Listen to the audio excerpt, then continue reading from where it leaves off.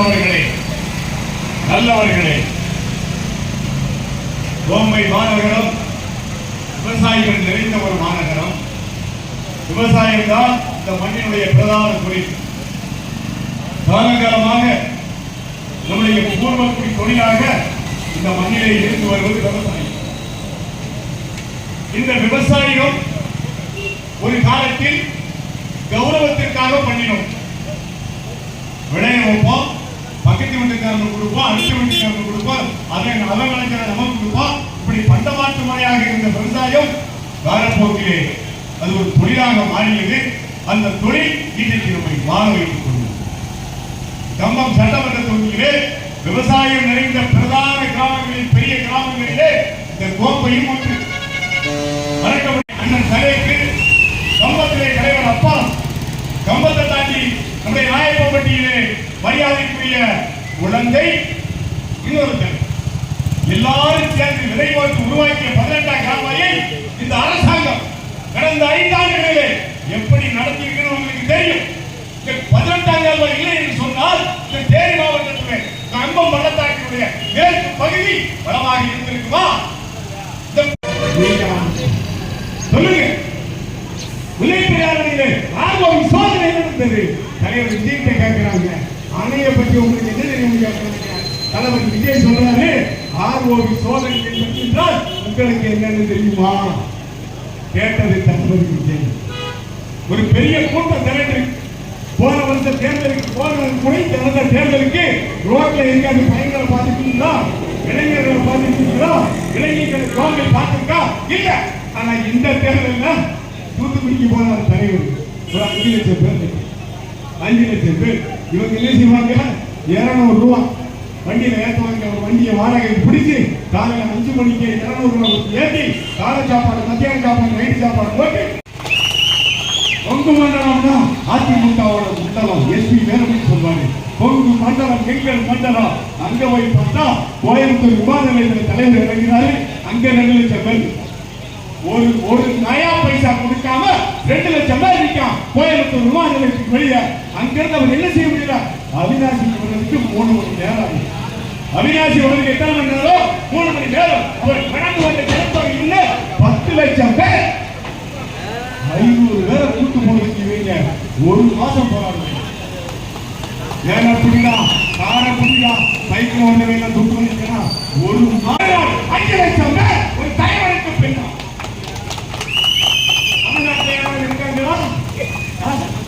முதல்வர் வருகிறார். தூக்குற ஆளை 3 மாவட்டத்தில் இருக்குது. 5 ஏற்றலாம். 3 மாவட்டத்தில் ஆளை 5 ஏற்றி முதலமைச்சர் கொண்டு காமிக்கணும். எல்லாரும் பேசி முடிச்சு முதலமைச்சர் பேச அமைப்பாரு.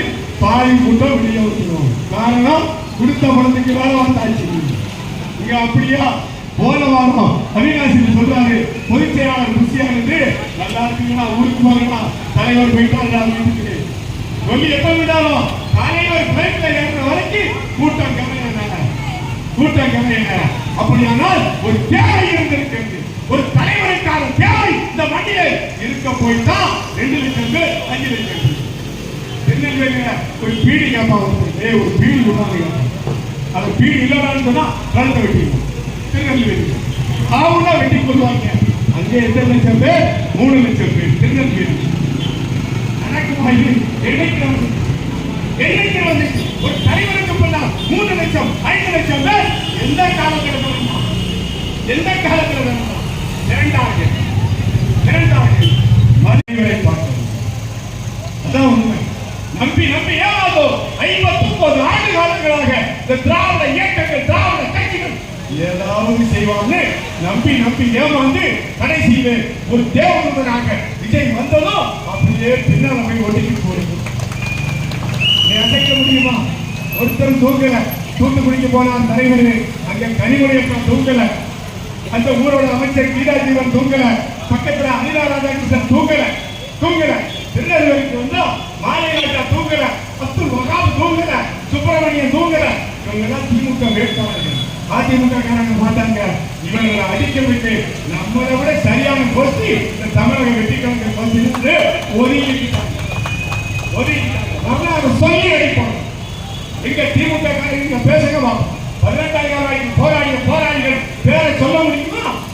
பேரை சொல்ல முடியும். வள்ளுவர் 2 பேர் சொல்ல தெரியாது. கொண்டுட்டு தமிழ்நாட்டுக்கு வர முடியுமா? கேரளாவில் இருந்து ஒரு வண்டி கனிம வளத்தை தமிழகத்திற்கு கொண்டு வர முடியும். அங்க இருக்கக்கூடிய சிவப்பு துண்டு உங்களை பார்த்தாங்க. உங்க எம்எல்ஏ மணி போங்க போய் கேளுங்க. தமிழ்நாட்டுக்கார விவசாய சங்கம் வெற்றிக்காரங்க எனக்கு சண்டைக்கு வராங்கப்பா ரெண்டு வண்டியில எம்சாண்ட் சொல்லி இந்த உடுமஞ்சோட எம்எல்ஏ சிபிஎம் கட்சி சேர்ந்த எம்எம் பண்ணிட்டு போய் 2 வண்டி எம்சாண்ட் வாங்கிட்டு இந்த கோவிலுக்கு கொண்டு வந்து முடியுமா? முடியுமா? கேரளாவில் இருந்து 2 வண்டியில எம்சாண்டை கொண்டு வர முடியுமா? 1700 வண்டிகள் வெக்கம் இல்லாம தரை கோரி உடைச்சு கொண்டு போனா இந்த ஒரு எங்க பொட்டப்பிள்ளைக்கு அதிகாலத்துல வீடு கட்டுறதுக்கு கல் இருக்கா? ஒண்ணுமே. அதிமுக ஆட்சி காலத்துல அவரை மண்ணையும் கேரளா கேட்டாங்க. திமுக ஆட்சி காலத்துல அவரை கண்ணையும் கேரளா கேட்டாச்சு. இங்க வீடு கட்டுறதுக்கு 10 ஆண்டுகள் கழித்து எங்க தம்பிங்க எங்க இருந்து கல் வாங்குவோம், எங்க இருந்து மண்ணு வாங்குவோம்? இடம் இருக்கா? எல்லாம் சிந்தித்து பார்த்தோமா? சிந்திக்கவே இல்லை. உங்க ஊரை கடந்து 5 லட்சம் பேரை கடந்து 1700 வண்டியில கனிம வளத்தை கேரளாவுக்கு 5 வருஷமா ஏத்தி போயிடுச்சு. என்ன இருக்கு கனிம வளம்? ஏதாவது இருக்கா? ஒண்ணுமே. எல்லாத்தையும் கொடுத்துட்டு இங்க வந்து என்ன செஞ்சீங்க? உங்களுடைய பாதுகாவலர்கள் தான். எங்களுக்கு பாதுகாவலர்கள் வேண்டும். எங்களுக்கே செக்யூரிட்டியா? ஆச்சரியமா இருக்கு. எங்களுக்கு செக்யூரிட்டியா? எவ்வளவு கேவலம்! கூட்டம் போட்டு இங்க எங்க கட்சிகளுக்கு சேர்ந்த கூட்டம் போட்டு வீரவசம் வேலை எனக்கு இந்த கோமல் ஒரு வேலையை கொடுங்க. பேசுறதுக்கு நாங்க வரோம்.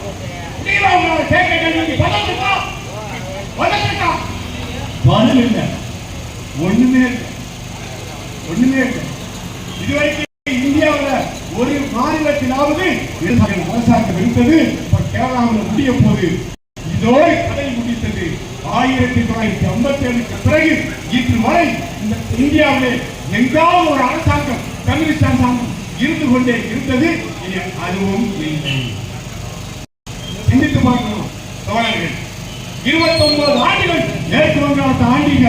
இன்னைக்கு மேற்கு வங்காளத்தில் கம்யூனிஸ்ட் எம்எல்ஏ எத்தனை பேரு? முட்டை.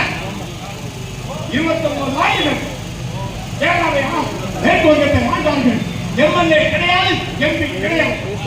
திரிபுராவை 25 ஆண்டுகள் இடதுசாரிகள் ஆண்டார்கள். இன்னைக்கு திரிபுராவிலே கம்யூனிஸ்ட் எம்எல்ஏ எத்தனை? முட்டை. கேரளாவிலே முடிய போகிறது கதை. உங்களுடைய தத்துவத்தை நீங்கள் வீட்டு உருவாக்கம் செய்து கொள்ளுங்கள். சின்ன பயிலுங்க இவங்களுக்கு என்ன தெரியும்? எல்லாம் விசில் அடிச்சுக்கிட்டாங்க. அந்த விசில் எதுக்கு ஊர்ல தெரியுமா? திருடனை பார்த்துக்கிட்டான். குறுக்காய் என்ன செய்வான்? பழைய போலீஸ் என்ன செய்வான்? திருடனை பார்த்தா விசில் அடிப்பான். மறந்துடாது. இப்ப என்ன செய்யலாம்? சின்ன பயல்கள்லாம் நீங்க தம்பிமார்கள்லாம் நீங்க தங்கைமார்கள்லாம் கையில விசில வச்சு உங்களை பார்த்து விசில் அடிச்சா நீங்க திருடம்ல. அதுக்குதான் தலைவர் என்ன செய்வாரு? விசில வாங்கணும். விசில எதுக்கு வாங்கினாரு? குற்றவாளிகளை, கிரிமினல்களை அடையாளம் கொடுப்பதற்காக விசில வாங்கினாரு. விசில எங்காலும் குதிக்காம இருக்கோம். நீ சரியில்லைன்னு அவங்களுக்கு தெரியும். இளைஞர்கள் எல்லாருக்கும் தெரியும். எவன் நல்லவன், எவன் கெட்டவன், எவன் இந்த மண்ணுக்காக பேசுவான், எவன் இந்த மண்ணுக்காக நிற்பான், எவன் இந்த மண்ணுக்காக வாழ்வாங்க இருக்கக்கூடிய இளைஞர்கள் எல்லாருக்கும் தெரியும். உங்க வாசிகளை கூப்பிடு, கூப்பிடு. உனக்கு எந்த மொழியில எல்லாம் எங்களை கூப்பிட வேண்டும் என்று நினைக்கிறாயோ கூப்பிடு. ஆனா நீ முட்டை, நாங்கள் 100. எங்க சிபிஎம் கட்சியினுடைய தலைவர் சமூக பேசட்டும். எத்தனை பேர் இருக்காங்க? யாருக்கா தெரியுமா? ஒரு விவசாயி சங்கம் இங்க நான் முதல் கூட்டம் பேசுறேன். நான் பேச கேட்கறதே 50 பேர் இருக்கீங்க.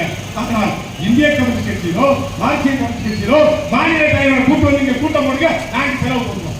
எத்தனை பேர் வாங்க? சரியாக நடந்து கொள்ளும். தத்துவத்தின் மீது எங்களுக்கு பிழையும். தத்துவத்தை நாங்களும் நேசிக்கிறோம். மார்க்சிய தத்துவத்தை படிக்கத்தான் நாங்கள் வளர்ந்தோம். ஆனால் இன்றைக்கு நீங்கள் 25 கோடி ரூபாயை அறிவாலயத்தில் போய் வாங்கினீர்களோ அன்னைக்கே ஒரு மேல மரியாதை ஒற்றுமுழுதாக போய் நீங்களும் திராவிட இயக்கங்களோடு சேர்ந்த ஒரு வியாபாரி தான், பிசினஸ் காம்ரேட் அப்படி வச்சுக்கலாம். 14 மாடியில இந்திய கம்யூனிஸ்ட் கட்சிக்கு ஆதரிச்சு சென்னையில் எத்தனை மாடியில? 14 மாடியில. இங்க தோழர் என்ன செய்யறாரு? தோழர்களை பாருங்கள், கட்சி வளர்ச்சி பாருங்கள், பேசக்கூடாதுன்னு நினைக்கிறோம். மறுபடியும் ஒருத்தர் கட்சி ஆபீஸுக்கு முன்னால கூட்டம் போட்டு உங்க தத்துவ கதைகளை பேசலாம். இதே இடத்துல என்ன செய்வோம்? மறுபடியும் போட்டு கிழிச்சிருக்கோம். உங்க கதையெல்லாம் எங்களுக்கு தெரியும். உங்க கதை என்ன, நீங்க என்னமா செய்வீங்க எல்லாம் எங்களுக்கு தெரியும். இவ்வளவு பேசுவீங்க, கேரளாவை பேசுங்க. 152 அடியாக தண்ணியை உயர்த்தணும். தோழர் பினராயி இங்க இருந்து இந்த கோவையில் இருக்கக்கூடிய தோழர்கள் வரிகளா போய் கேட்போம். நாங்க கூட்டு போறோம், எங்க வண்டி நாங்க கூட்டு போறோம், போய் கேட்போம். முல்லைப்பெரியாறு 152 அடியா தண்ணியை உயர்த்தோம். சிவகங்கை ராமநாதபுரத்தில் இருக்கக்கூடிய எங்களுடைய விவசாயிகள் எல்லாம் வாழ்ந்துடுவான். வாங்க தோழர்களை போய் பேசுவோம். பேசுவோமா? பேசுவோமா? நாங்க தயார். எங்க வண்டியில நாங்க செலவு பண்ணி உங்களை அழைத்து போவதற்கு தயாராக இருக்கோம். வரீங்களா? பேசுவோமா? கேரளாவில் போய் தயவு செய்து தோழர்கள் என்ன செய்யுங்க? இது ஒரு புரட்சி, இது ஒரு புரட்சி எழுச்சி, இது ஒரு விசில் புரட்சி. நீங்க திமுகவுக்கு ஓட்டு போடலாம். ஆனா உங்க வீட்டில் இருக்க திமுகவுக்கு நான் ஓட்டு போடுறேன் கேட்டு பாருங்க, கேட்டு பாருங்க. பிரச்சனையே இங்க அதுதான். காங்கிரஸ் கட்சிக்காரர்கள் வீட்டில், திமுக காரர்கள் வீட்டில், அதிமுக காரர்கள் வீட்டில், கம்யூனிஸ்ட் தோழர்கள் வீட்டில், எல்லாருடைய வீட்டிலும் என்ன பிரச்சனை? அதான் விசிலடிக்கிறீங்க வீட்டுக்குள்ள. பிரச்சனையே வீட்டுக்குள்ள உட்கார்ந்து உங்க அம்மாட்ட சொல்றான், கம்யூனிஸ்ட் தலைவர் வீட்டுல அம்மா விசிலுக்கு ஓட்ட போடு. பிரச்சனை தான். எல்லா வீட்லையும் ஒரு விஜய் உட்கார்ந்து இருக்கான், எல்லா வீட்லையும் ஒரு விஜய் உட்கார்ந்து இருக்கு. ஓட்டு போடும். நீங்க போட்டாலும் நீங்க போராட்டணும். உங்களுடைய பிள்ளைகள், உங்களுடைய பேர பிள்ளைகள் விசிலுக்கு வாக்கு தருவார்கள், விசிலுக்கு வாக்கு தருவார்கள். விசிலை மறைக்க முடியாது. விசிலை மையப்படுத்தி இந்த மண்ணிலே 69 ஆண்டு காலங்களாக, 59 ஆண்டு காலங்களாக நம்ம எல்லாம் அழித்து ஒழித்த திராவிட தத்துவத்திற்கு எதிராக விசில் கல்வி. விசில் அடித்தா என்ன அர்த்தம்? வெளியே போடணும், வெளியே போட அர்த்தம். ஒயிட் இந்தியா மூவ்மெண்ட் ஆப்பா காத்தடிகள் வெள்ளையை பார்த்து நடக்கிறார், வெள்ளையை வெளியேறு என்று சொன்னார். அப்ப என்ன செஞ்சாரு? விசில் அடித்தார். மறந்தாடி சேவை இன்னைக்கு சொல்றோம். நீங்க தயவு செய்து என்ன செய்யுங்க? உங்களிடத்தில் தத்துவம் இருக்கு என்று சொன்னார். இந்த மண்ணுக்காக நாங்கள் உழைத்தோம் என்று சொன்னார். இந்த மண் மலராகி விடக்கூடாது, நாங்கள் பாதுகாத்தோம் என்று சொன்னால் கோம்பையில் மேடையை போடுங்க. விவசாய சங்கத்தில் இருந்து நான் நீங்க எத்தனை பேர் வளரும், எத்தனை பேர் வளரும்? இந்த விவசாய சங்கத்தில் நான் ஒருத்தவரை என் தம்பிகள் 4 பேர் கோம்பையில உட்கார்ந்து விவாதிப்போம். நாங்க ஜெயிச்சா உங்களுக்கு ஓட்டு போடுவோம், நீங்க ஜெயிச்சா எங்களுக்கு ஓட்டு மாற்றிக்கிடுவோமா? விவாதிக்க நாங்கள் தயார். நீங்கள் வெற்றி பெற்று விட்டால் விவாதத்திலே தாலேக தமிழக வெற்றி கழக விவசாய சங்கம் உங்களுக்கு ஓட்டு போட்டு ராமசங்கத்துக்கு ஓட்டு. ஆனா நீங்க தோத்துட்டா ஒட்டுமொத்தமாக எங்களுக்கு ஓட்டு போட முடியுமான்னு ஒரு சவாலோடு நிறைவு செய்கிறோம். மறுபடியும் நாளை நமக்கு கோவைக்கு வருவோம். அதுக்குள்ள நீங்க உங்களுக்கு தயார்படுத்திக்கோங்க. 10 கேள்விகளோடு விவசாய சங்கமும் தமிழக வெற்றி கழகமும் கோவைக்கு வரும். மறுபடியும் பேசுவோம், மறுபடியும் பேசுவோம், மறுபடியும் பேசுவோம். விவசாய பூமி, விவசாயிகளுடைய பூமி, விவசாயிகளுடைய நலம் காக்கக்கூடிய பூமி. விவசாயிகளை கூட்டமைப்பு சட்டத்திலே போட்டுவிட்டு நாங்கள் விவசாயிகள் பாதுகாவலர் என்று நீங்கள் ஊரை ஏமாற்ற நினைத்தால் ஊராக அதை அம்பலப்படுத்தும், அம்பலப்படுத்தும். ஏன் விவசாயி மேல குற்றத்தமிழ் கேட்க போடுவாங்க? என்ன செய்வாங்கன்னா இங்க வந்து நாங்கள் உங்களுடைய பாதுகாவலர் விவசாயிகள் எல்லாம் காத்துல கணிக்கம் போட்டிருக்கோம் இல்லையா? காத்துல கணிக்கம் போட்டிருக்கோம். விவசாயி இந்த மண்ணினுடைய உண்மையான போர் வீரர் மறந்தாச்சு. முல்லைப்பெரியாறு பாசனத்தில் 18ஆம் கிழமை பாசனத்தில் இருக்கக்கூடிய விவசாயிகள் என்றால் கூட ஒவ்வொருத்தரும் ஒவ்வொரு போராடியும் அவன் அவ்வளவு சீக்கிரம் நீங்க ஏமாத்திருக்க.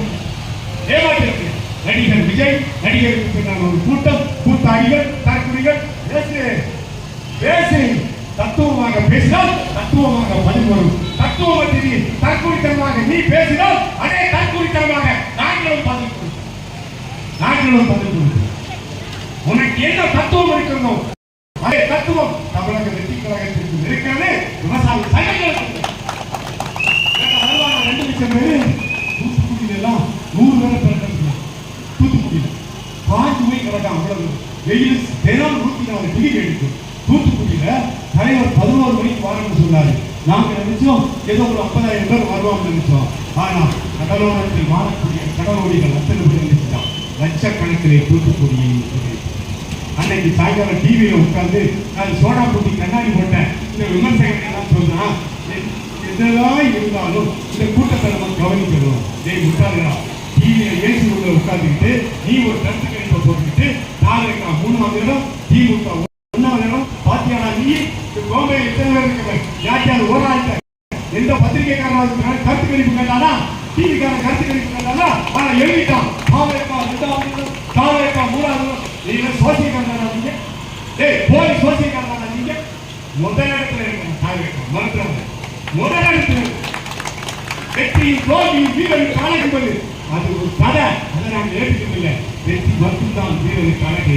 அந்த வெற்றிக்கான கைத்தை தலைவர் என்ன செய்கிறார்? பிடித்துக் கொண்டு முன்னால் இருக்கிறார். வேலைக்கு நாங்க இன்ஜின் அவர் இன்ஜின் யாரு? தளபதி விஜய். வேலைக்கு யாரு? நாங்கள் எங்களுடைய பிரதிநிதி யாரு? ஜெகநாத் கிருஷ்ணா. அதான் எங்களுடைய கம்பம். சட்டமன்ற தொகுதிகளுடைய கேள்வி வர்றவன் ஏற்கும் வாங்கி ரொம்ப நேரம் சூப்பர் மார்க்கெட் போய்கிட்டே இது மத்தாளுக்கா மாறிக்கும். தலைவர் ரோடு சொன்னா 1 மணி நேரம் குடிப்பான் போலீஸ். 1 மணி நேரம் திருநெல்வேலியில இருந்து வண்டார்பேட்டையை சுற்றி வர்றதுக்கு எவ்வளவு 10 நிமிஷம் ஆகும். போலீஸ் என்ன சொல்லுவாங்க 1 மணி நேரம் கொடுத்தாங்க திருநெல்வேலியில். ஆனா தலைவர் கிளம்பினார் பாருங்க வேப்பாளத்துக்கு தூத்துக்குடி வேப்பாளத்துக்கு 4 மணி நேரம் ஆச்சு. அந்த திருநெல்வேலியை சுற்றுவோம் முழுக்க போக காரணம் வெட்டிடுவோம் 3 நாள் வெட்டிடுவோம் 10 கொலை நடக்கக்கூடிய திருநெல்வேலியில 5 லட்சம் பேர் திரண்டார்கள். தலைவர் விஜயனை பார்க்க என்றால் என்ன தேவை இருக்கு? என்ன தேவை இருக்கு? ஒரு தலைவரை பார்ப்பதற்காக 6 மணிக்கு வந்து காத்து கிடைக்கும் 12 1 மணிக்கு வரக்கூடிய தலைவரை பார்த்தாங்க என்றால் ஒரு தலைவர் இந்த மண்ணிற்கு தேவைப்பட்டது. ஒரு வெற்றிடம் இருந்தது. கலைஞருடைய மறைவுக்கு பின்னால் அம்மையார் ஜெயலலிதா மறைவுக்கு பின்னால் ஒரு வெற்றிடம் இருந்தது. அந்த வெற்றிடத்தை ஒருவது காற்று நிரப்பாது. அந்த வெற்றிடத்தை நிரப்பியது தளபதி விஜய். தளபதி விஜய். தளபதி விஜய் காற்று வெற்றிடத்தை நிரப்புமா? நிரப்பார். யார் நிரப்புவார்? தலைவர் நிரப்புவார். அந்த தலைவர் விஜய். தமிழக அரசியல் கட்சியிலேயே இளைய வயது கொண்டவர். ஏற்றாரம்பிச்ச கட்சி ஏற்றாரம்பிச்சு இதை சொன்னாங்க. ஏற்று பெய்த மழையில இன்னைக்கு முளைச்ச காலம். ஆனா அந்த காலம் ருசியான காலம். மறுநாள் உங்களை மாதிரி பொய் காலம். இது ஒரிஜினல் காலம். காலம் பேச முடியுமா? தத்துவம் இருக்கிறதா? பேச கேட்கக்கூடிய விவசாயிகள் மறுபடியும் நாளை கழிச்சு வருவோம். விவசாயிகளுக்கு